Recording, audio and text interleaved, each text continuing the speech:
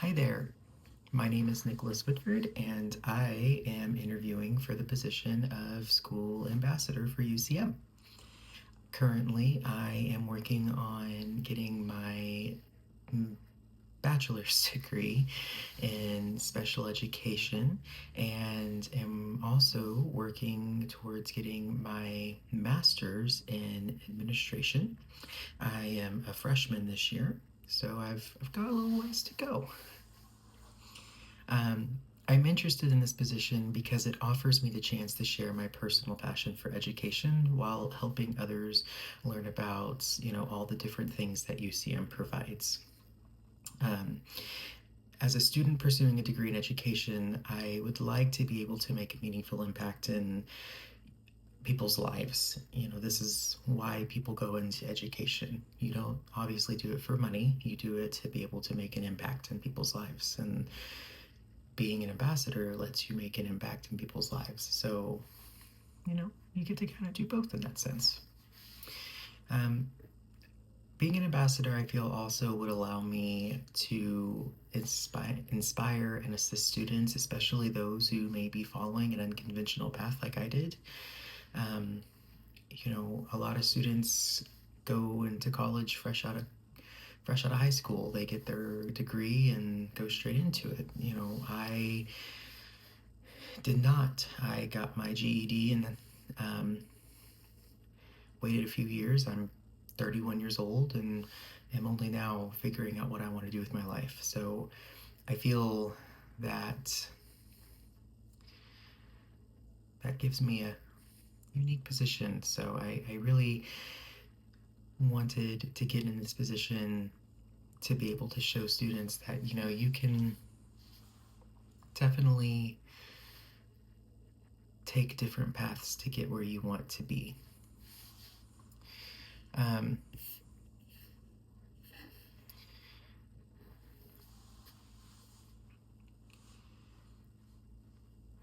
a time where I will have worked effectively in a group. Right now, I co-lead the dignity training for my school's D1 dignity sessions, like dignity training that we do. And so in that training, myself and my co-leader, we for our entire building, we we co-guide we guide the entire staff on how to maintain respect, like how to respect the dignity of our students, with just basically with all the interactions that they have with students, to make sure that we are ensuring positive and inclusive interactions with them. We do this by um, focusing on helping the staff understand the importance of protecting their dignity by which directly impacts their learning and well-being. And so we do this through a number of ways. And so um, by pairing them off into groups, we create little group activities and little sessions. So do we'll give them examples, and we'll say, okay, this student did this and this and this. Is this a indignant or dignant response? And the groups will have to talk amongst themselves to figure out if the teacher in this scenario meant this with a dignant or indignant response. And if it was an indignant response, how could they have changed the situation to make it a more dignified response to protect that child? And um, by doing this, by doing these group activities and everything else, we are encouraging them to reflect basically on the culture within their classrooms and within the school. And it helps with collaboration skills and everything else because they're working with different grade level teachers and stuff. So it's a fun time for people on different grade levels that don't often get to see each other and work with each other to come together and figure out how we can make our school a better and safer place for our students. And in stressful situations, I would say right now, currently, I am a paraprofessional. And so I work in the class program. And so for class program, all of our students are learning disabled students of some variety. Some are higher functioning than others.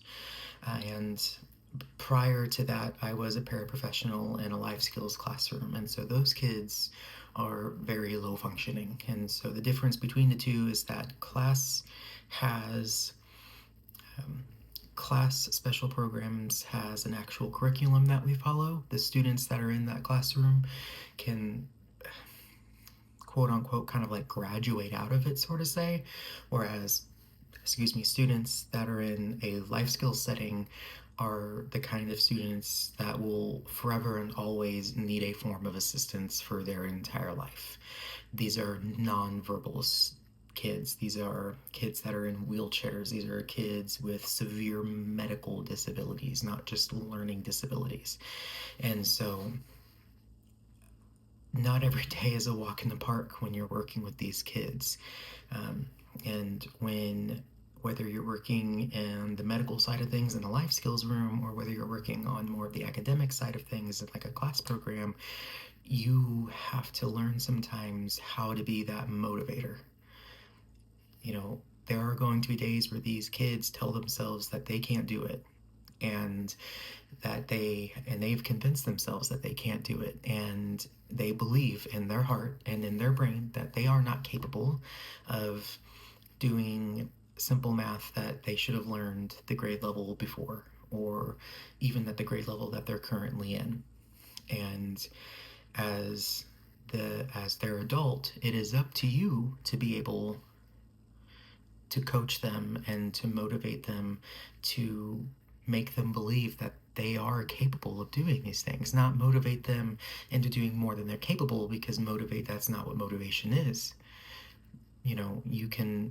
You're only ever capable of doing what you are able to do. And that's, motivation doesn't just magically make you do more than what you can do. But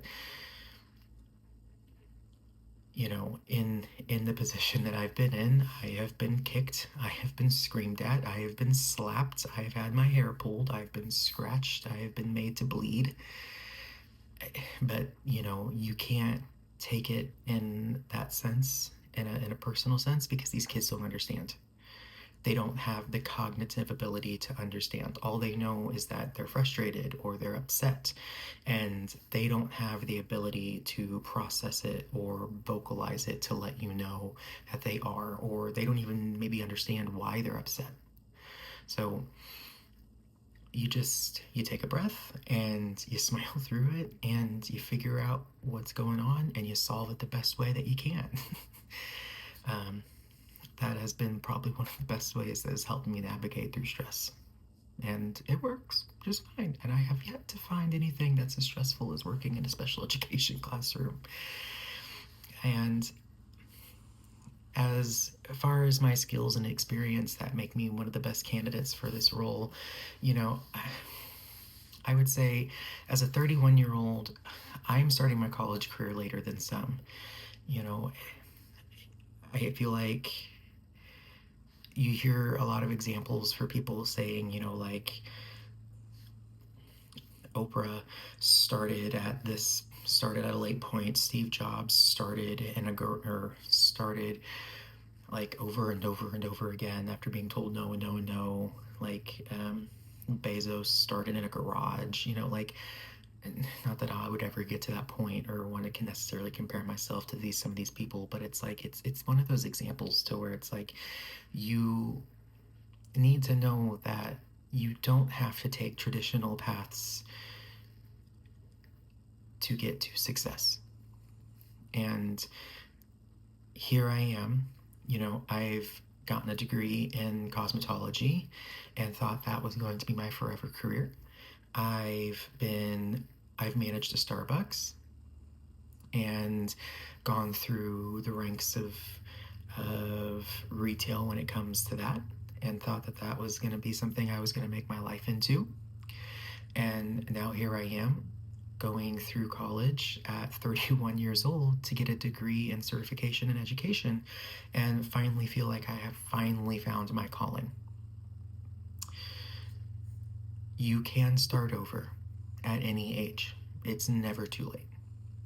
So I feel that that does uniquely qualify me to put me in that position to finally, to tell kids that it's okay. You don't have to be perfect. You don't have to take the same route as everybody else. You'll get there when you need to get there. So I appreciate you taking the time to sit down with me today. I hope to hear from you. And if you need to reach me, you have my email and my phone number. And again, thank you so much. I hope you have a wonderful day. Thanks. Bye.